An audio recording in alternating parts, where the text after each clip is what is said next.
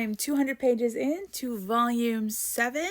Spoiler talk time. So just like the back of the book where it says the point of no return, we are literally at the point of no return because wow, the first 200 pages of this book are just not happy. Let's start with the fact that Moron essentially had his worst fears come to fruition in this book, which is basically him thinking that everything that just happened was a dream. But I feel like Tangerine kind of fucked up a little bit. I don't know. For some reason, Tangerine still thinks that Moron is obsessed with Mei. I don't know why.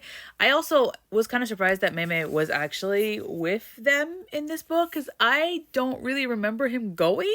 I also feel like he's kind of fucking useless. So like, why are you with them? But like at the same time, I guess we need like problems. But like, yeah, the bad guy was like, oh, you can bring Mei back to life. If you go to Mei, leave the Red Pavilion, don't go up there when he was in this nightmare. And I'm just like, yeah, no, I know you guys all think he was in love with Mei, but he was never in love with Mei. Like, since day one, Chu Wenning was the person that he was 100% down for. Mei was a consolation prize. Before we get into why I think the reasons are that they are for this whole thing, and not to mention the yin and yang style book cover that we got here, I guess I need to talk about Beowulf and Mulan. So when Beowulf sacrificed so much from his core to nearly his entire blood to save some of the people that literally were hunting him and Mulan down just solely because of who their parents were is messed up. Like, even when he was leading them to where Tangerine was, old man was just like, I knew it, you're lying to me. And I was like, bitch, shut the fuck up. You are here for one thing and one thing only. It's basically to grave rob this poor boy, all right? So shut up. I wish somebody did more than bitch slap him because that old man was pissing me off. Beowulf will always be a better person than I could, because when his mom said like, okay, so your uncle is basically just trying to like destroy the bond between the dragon, and we need to sacrifice someone from the clan to reinstate the bond. It's gotta be your father because he's useless, he's cheated on me, horrible person. Like, granted, did he basically offer, like, without hesitating, for a weapon and power? Yes. So she's justified in wanting revenge, but putting it on her son when she was barely actually showing love and care to her son is a little much. I think the only person that truly cared about him was, other than Chu Wenning, was Mulan. Like, she genuinely loved him. And to see her face when Beowulf decided, even though I hate my father, even though he's done horrible things, and he's literally the reason why we're stuck in this mess, I cannot see a valid reason to sacrifice him to the dragon, where I could just sacrifice myself to save everyone, even though majority of the people here hate my guts. The very last thing is just, he's just happy that Mulan and his dog are safe. So Beowulf ended his run in a heroic way, but I wish he didn't. And we finally get caught up to Tangerine. Boy is like half a zombie. Like, wow, the side effects, horrible. The fact that Moron figured out the side effects and only his toe stayed like that, and like he learned how to do everything else without decaying, is impressive.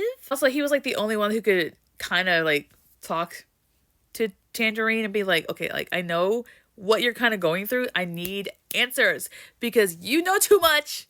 And yeah, granted, the person who's doing all this had to be someone within the inner circle of Moron when he was the emperor.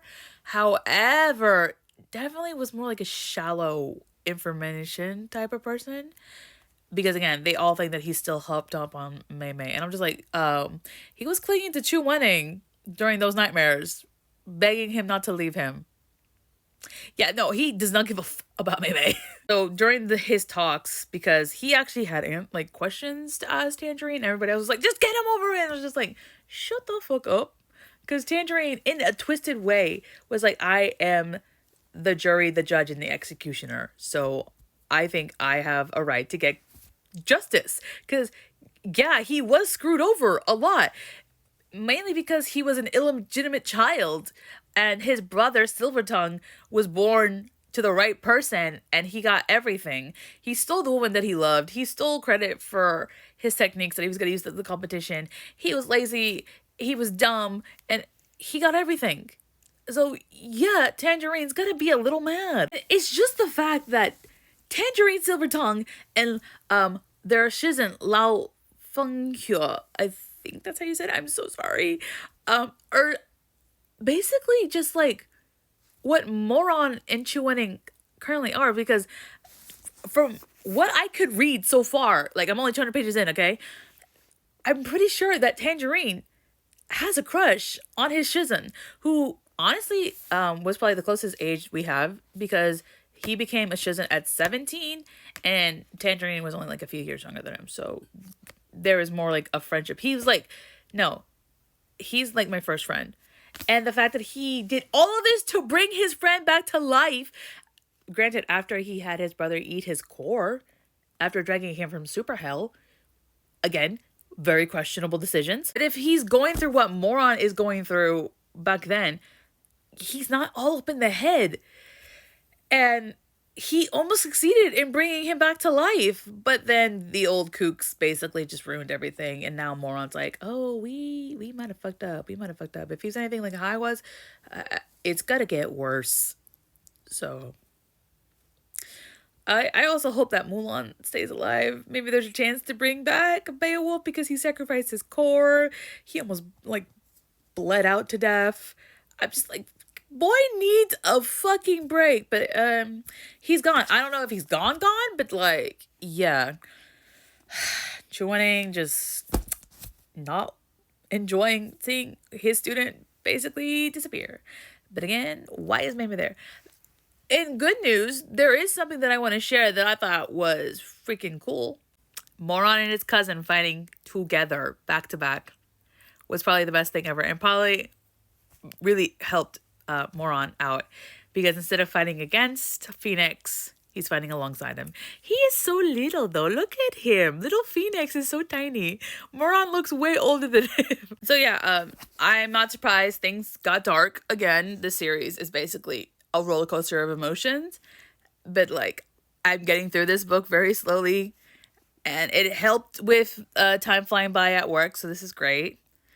I also am kind of dumb, and I just found out that there's 11 books. I for some reason thought there was only 8 books. There's 11 books. So I thought this was gonna be like, okay, it's gonna be bad, but we're gonna finally get some answers. Nope. I got more questions. I saw the cover for book 8. It don't look happy. I mean, the last time I saw something happy in this book, I got whiplash. So, yeah. Looking forward to that. So, once we finish this, we move on to The Disabled Tyrant's Beloved Pet Fish, Volume 3. I might start reading this. So I'm going to try to get this done by Friday. I make no promises, though. So, wish me luck. Okay, finished book 7. Spoiler talk time, major. This book broke me. This book broke me. Oh my god. Just, first of all, Evil Moron is back, because dimensional hopping is a thing now.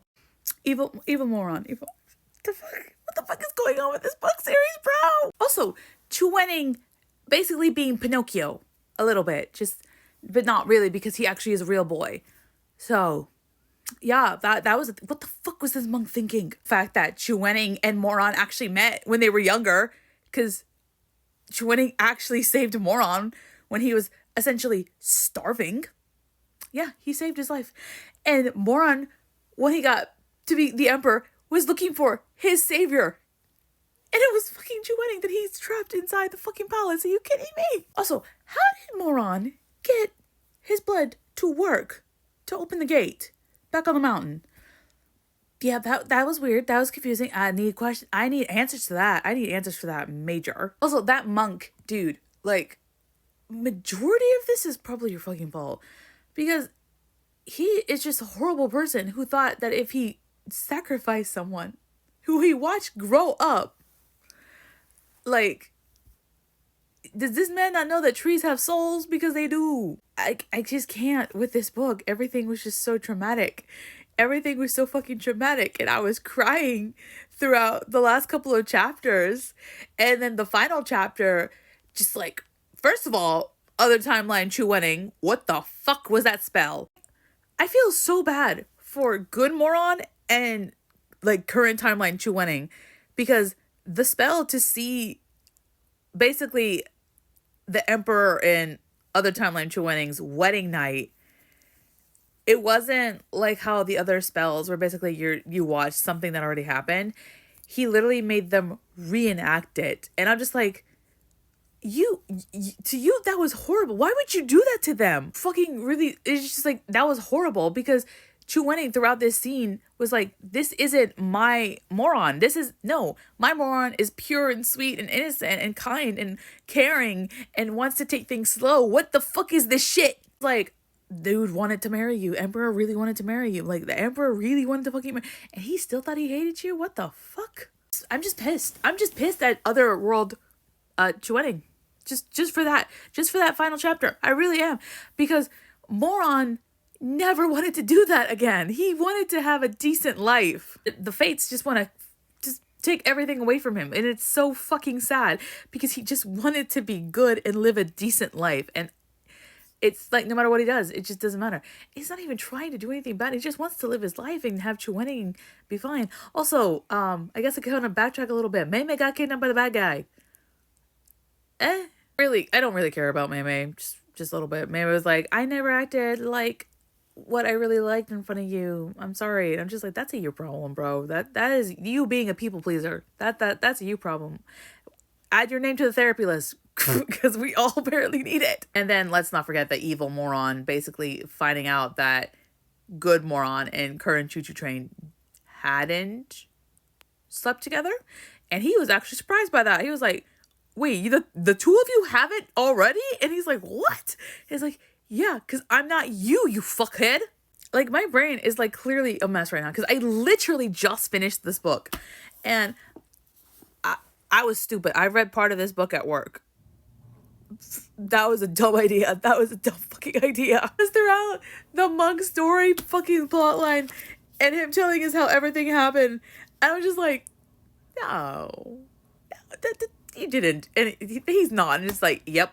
And I'm just like, that's a joke. And now the memories are all like in the, who's doing the whistling? Who is the person controlling the Emperor? Like, why are you trying to take over the worlds? Because the Emperor still clearly seems to be in love with you. So I'm just like very confused.